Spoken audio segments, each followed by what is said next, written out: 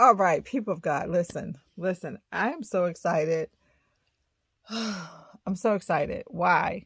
Because Robert Kennedy Jr. just came out and said that on day one, he is going to begin to execute a plan to change the food, the water, get rid of all of the toxics in our food, in our environment, all of these things. Okay, why am I so excited about this? Because I am a mother of a child with autism. Okay. When I took my son to the doctor, the first thing they told me to do was change his diet, watch what he was eating. As a matter of fact, one of the people that was close to me, she had a child on the spectrum as well. And she told me the first thing you need to do is get rid of this out of his diet, that out of his diet, literally bring it all to an organic, natural diet. No dyes, no this, no that. And of course, my son he is almost 18 years old now. But imagine 18 years ago, we didn't have all this information, right? All of a sudden, all of these children start popping up with symptoms of autism or diagnosed with autism, right? To know that something as simple as removing dyes, removing something with preservative would literally change the behavior. I'm not saying that he still has autism, but he was reacting to some of the preservatives and things in the food, right? So for instance, he stemmed. He still stems. I know if he's stemming, that means he has something. He got into something. And it's much harder now because he's 18 years old. And in order for him to assimilate into the world, going to school, there are things that I have to I have to give into. Okay. I can't keep him on a purely organic diet in school when his friends are going to have snacks as well. And so it becomes this wrestling match of like, all right, do I send him with carrots while somebody over here has got donuts? It's not going to happen. Trust me.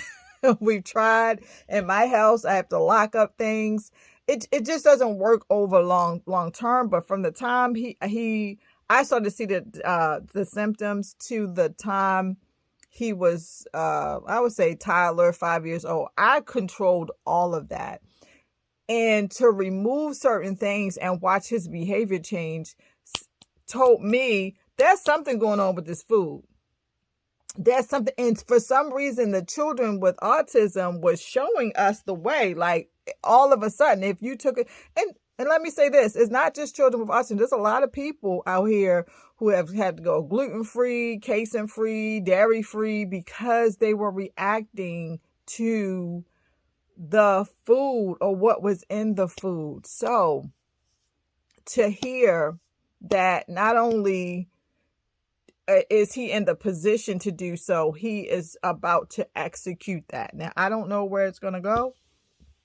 I don't know how hard it is.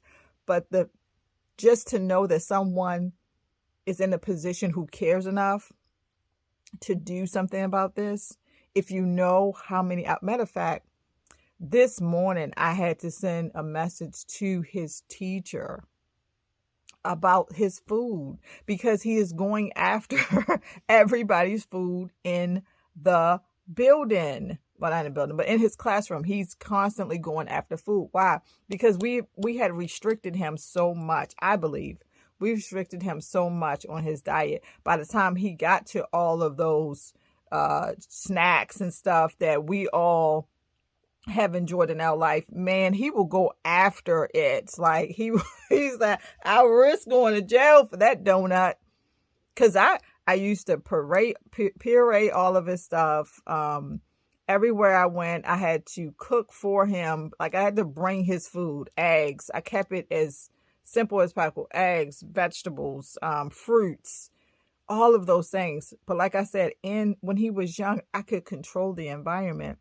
Right now, it's much harder. I've gone to restaurants and sat down and he would just grab somebody else's food because he's been restricted. So just imagine living that life. I don't know if there are any other children, or I should say parents out there, who understands what I'm talking about. Now, I've also gone to different countries, right? And in those countries, especially in Israel, that you could go outside to some of the hotels and you could literally just pick the fruit. There's one hotel, I think it's called King Solomon. There's a hotel you could pick the fruit while you're sitting by the pool, right? Everything that we ate, there was no reaction to it. None. I'm talking, even if it was a snack, if it was cookies, there was no reaction to it. So again, I already knew that there was something going on here, because we could go to another country and I didn't have to worry about him eating dinner and then having snacks or cookies or donuts or whatever. Everything was just different. Even the vegetables taste different. I would even ask some of the people, like, what is the difference between your tomato and our tomato? Because I make the same salad home and it doesn't taste like this. Anyway, I think you guys got my point. So I'm going to rejoice once again in the fact that there is somebody out there fighting for my child and all of the rest of the children and all of the rest of the people who need to eat healthy. Okay, we all do, but we have somebody who is out there willing to fight for us. So that's my video for today. Talk to you later. Bye.